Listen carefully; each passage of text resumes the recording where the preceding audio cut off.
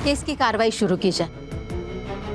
My Lord, कभी कभी एक गवाही, एक सच, एक स्टेटमेंट 1000 गवाहों, 1000 बातों और 1000 स्टेटमेंट्स के ऊपर भारी पड़ जाता है। ठीक ऐसा ही एक सच मेरी क्लाइंट लक्ष्मी ने आज कोर्ट के सामने रखा है।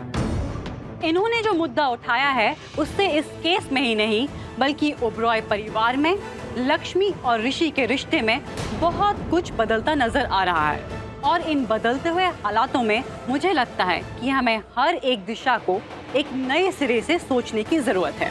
खासकर लक्ष्मी ने जो बात कही है ऋषि और मलिष्का की गैर कानूनी शादी के बारे में, उस पर अदालत को गौर करना जरूरी है। That's all, my lord. ये चुप क्यों है?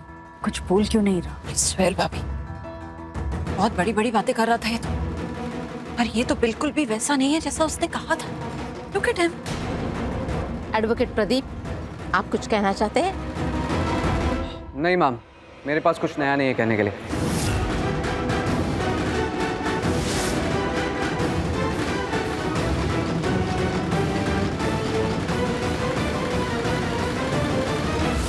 अब मैम सॉरी, पर इसका मतलब ये केस यहाँ खत्म होता है।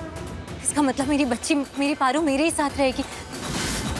तो क्या अब हम यहाँ से जा सकते हैं प्लीज, वरना ये लोग कोई और केस कर देंगे। अरे लेकिन केस खत्म नहीं हुआ है, और तुम कौन होती हो केस को खत्म करने वाली? हाँ, हमारे परिवार का फैसला हम करेंगे, तुम नहीं। तुम्हारे कह देने से कोई रिश्ता कानूनी या गैर कानूनी नहीं हो जाएगा। तो ये तो आप पर भी लागू होता है ना।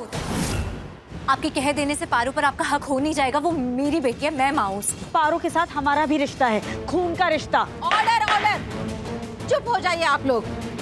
ये अदालत है, आप लोगों का घर नहीं है। अगर आप लोग ये भूल गए हैं तो मैं आपको याद दिलाऊं कि ये मेरा कोर्ट है, यहाँ की जज मैं हूँ और यहाँ केस का फैसला मुझे सुनाना है। अंडरस्टैंड? बैठ जाइए आप। सॉरी। हम भी माफी मांगते हैं, लेकिन ये हमें बार बार कुछ ना कुछ कहने पर मजबूर कर देती है, इसलिए हम। मिसेस ओबेरॉय, आप भी बैठ जाइए और कोर्ट का फैसला सुनिए। प्लीज आप बैठ जाइए।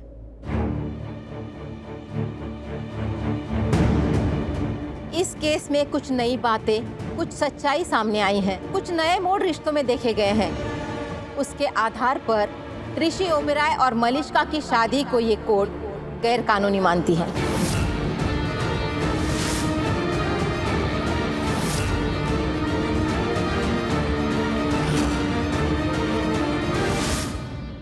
और इस गैर कानूनी शादी के लिए ऋषि ओबेरॉय पे केस चलाया जाएगा।